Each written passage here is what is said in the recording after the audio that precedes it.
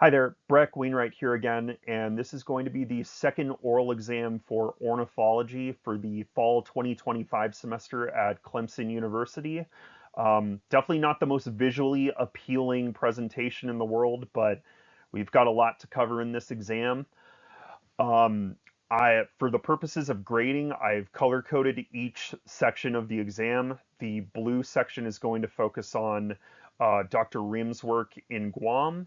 The second section is going to focus on Dr. Bellamy's work on homegrown national parks and caterpillars. And the third section in white is going to focus on seabirds and plastic consumption. Let's hit the ground running and begin. So to put it simply, seed dispersal versus seed predation comes down to what happens to the seed after the bird has finished consuming it and excreting it. So seed dispersers are able to consume plant material or seeds and then excrete the seeds into a new location where they're able to grow up and produce new plants or help with reforestation, for example, with this Guam presentation that we watched. Two North American species I chose as examples for seed dispersers were the California scrub jay and cedar waxwings. And then seed predation is when birds consume plant material where it's grinded up in a crop usually, and it cannot produce new plants after the bird produces excrement. Uh, the whole word predation kind of gives it away and what happens to the seeds after they've been consumed by the birds. And North American examples I chose for seed predators are rock pigeons, which are well known to have like well-developed crops for grinding up seeds and food, and house finches. So here's some basic ecosystem services that seed dispersers can provide for habitats and ecosystems. Reforestation and providing habitat for other lower level life forms on the food chain like insects and small mammals, other birds, plants, you name it. It's fantastic. And it's not just exclusive to trees. There's plenty of fruiting bushes. What immediately comes to mind are blackberries that birds can actually disperse seeds for those types of plants as well. And then it produces food for the entire ecosystem. So other mammals or other birds can really benefit from seed dispersers. So what was the point of comparing two different islands for this postdoctoral study? Well, Saipan has more native plants and bird species than Guam does, and that's because brown tree snakes are less prevalent on the island of Saipan than Guam.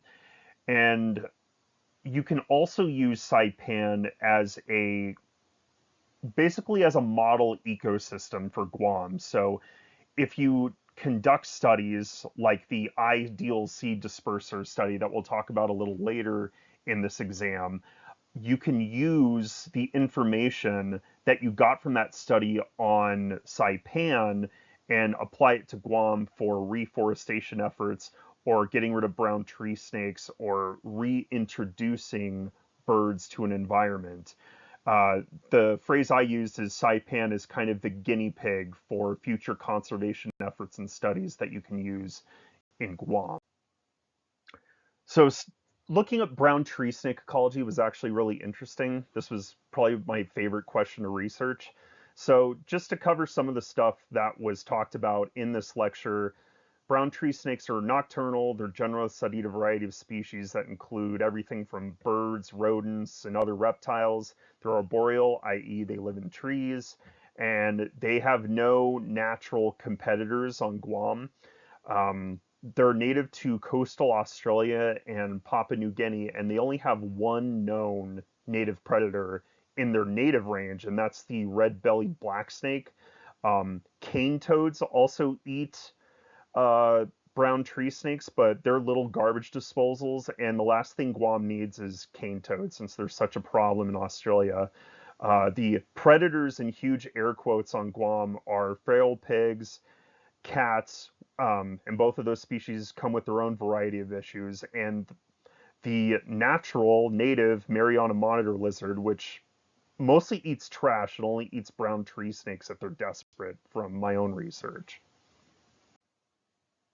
So the three qualifiers for the best seed disperser that was talked about by Dr. Rem was a wide diet, feed on a variety of seeds. They move seeds far away from where they were originally eaten, and then finally they move seeds to deforested areas or degraded habitats. Um, Ultimately, the authors of this paper, so Dr. Ram and his colleagues, studied a bunch of different birds and like tried to see if they had these three attributes. And ultimately, the Micronesian starling was found to be the best candidate that had all three of these traits. So now we're moving on to the second section of this exam, which is going to focus on Dr. Talamy's work. The first question we had was the 5 factors that make caterpillars an ideal prey item for uh, birds and their chicks. The first two are they're soft and they're large. So because they're soft, it makes it really easy for the babies to consume who can't be consuming whole foods at this point or eating fruit. And they're large, so you're getting a lot of food at the same time. So a lot of baby food for those chicks. And then the last three actually play into each other, so they're highly nutritional. And in particular, these caterpillars have a low percentage of chitin, which is the protein found in insect exoskeletons. So think of like beetles and how tough they are in the exterior. That's what chitin is, and that's why beetles are so hard. And caterpillars also make a great source for carotenoids because of all the plants that they consume. Um, it's a really important nutrient that you can usually only get from plants. So something that Dr. Talmy really emphasizes in his talks and his presentations is the idea of the homegrown national park. And he really focuses on private lands in general. And I feel like there's several reasons for this. Uh, First of all, if you look this up, more about 60% of the total land in North America is privately owned, and that includes like people owning their own homes. So that's a lot of land to work with, and it's a lot more than the currently protected public lands and then state-owned lands, those sort of, wildlife refuges and national parks and all that. Um, and from my perspective, this also means that there's less legislative and bureaucratic rings that you have to jump through. It's a lot easier to, control what you plant in your front yard as opposed to a national park or a wildlife refuge. And these private lands, as of right now, primarily consist of lawns and like decorative trees or bushes that don't really support native insect populations, especially Lepidoptera, which is the butterfly and moth family, which produce caterpillars, which are essential for the survival of some of these native birds in North America. And then finally, protected lands alone are not sufficient to conserve the current level of biodiversity that we have in this country.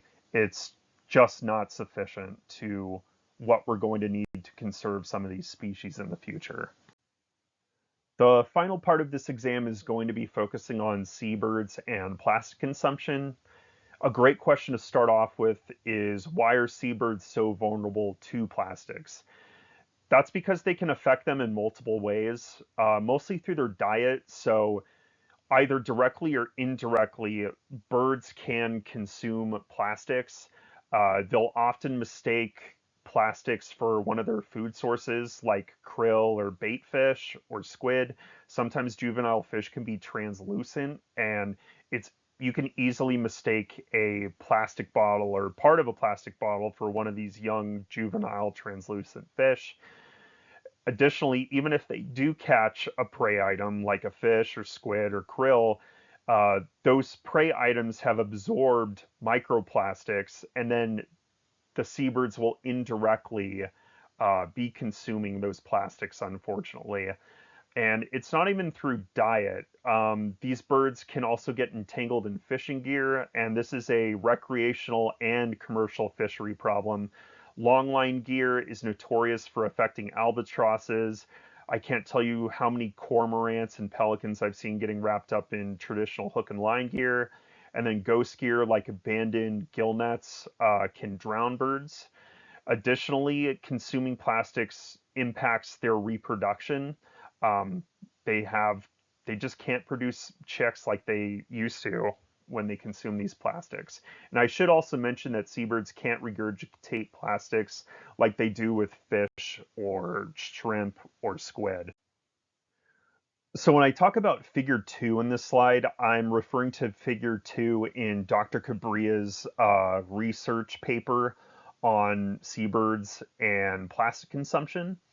The figure itself is showing the frequency of plastic consumption by seabirds across the world.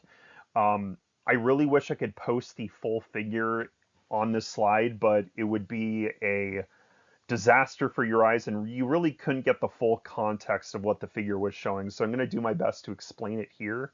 So there's vertical blue lines on the figure that extend past a vertical red line, and that represents bird species that had a plastic consumption frequency of 70% or above. And what really stood out to me in particular is that this is truly a global problem in all five of the major oceans on Earth. They had at least one bird that had at least a 70% plastic consumption frequency, which is really freaky to think about. And this led into at least six of the seven major continents on Earth having a bird that had this issue, all continents except India. As a precursor, Procellariidae is the family for storm petrels and shearwaters in particular. Um, and there is a reason why um, the members of this bird family are so susceptible and vulnerable to plastics, and that's because of their olfactory abilities. So these birds have a highly advanced nose that they can use to find zooplankton, krill, bait fish, squid, you name it. Um, they're really good at smelling, which you wouldn't imagine for seabirds. But anyway, um, the smell that comes off of these prey items for these birds is dimethyl sulfide or DMS, and the algae that these lower on the food chain organisms consume releases DMS when it's being consumed by these organisms. So let's say you have we'll say this imaginary sardine. The sardine finds algae, consumes that algae, and then because it's being fed on, the algae will release DMS. And it's kind of like a defense mechanism for this plant, even though these fish and prey items have kind of evolved past being affected by it. Um, Eventually, these microplastics also get coated in DMS, and because that's the olfactory cue that shearwaters and storm petrels use to detect prey and kind of guide it to eat, this tricks the birds into thinking they're consuming their prey items like krill or bait fish or squid when they're actually consuming these microplastics. And kind of touching on a term that we talked about before this exam, it's a ecological trap. Um, the last question of this exam is going to focus on my own personal single-use plastic usage. So the most common non-recyclable plastic in my house is paper towels in a cruel twist of fate. Um, Even paper towels contain polyethylene, which is used to kind of strengthen the paper towel and make sure it doesn't disintegrate when you use it. Um, and the packaging itself also contains polyethylene as well as polypropylene. The acronym for polyethylene is PE, and for polypropylene, it's PP. And the most common plastic in in my recycling bin, excuse me, are empty gallon milk jugs. I consume an ungodly amount of milk, and those milk jugs contain high density polyethylene. The acronym for that is HDPE. A lot of these microplastics all slowly degrade in the environment. They all have similar negative effects on the ecosystem and the fish and wildlife that use it. So they contaminate water, food, seafood, seaweed, and the air if you burn it. And then they can move into the food chain through microplastics, and they ultimately poison fish, wildlife, and can have negative impacts on humans as well. And as I mentioned earlier, the not so fun factoid about doing research for this question was that even dry paper towels with no food product on them contain microplastics. Hoping to move away from that in the future. Anyway, this concludes my exam, and see y'all in the future. Thanks.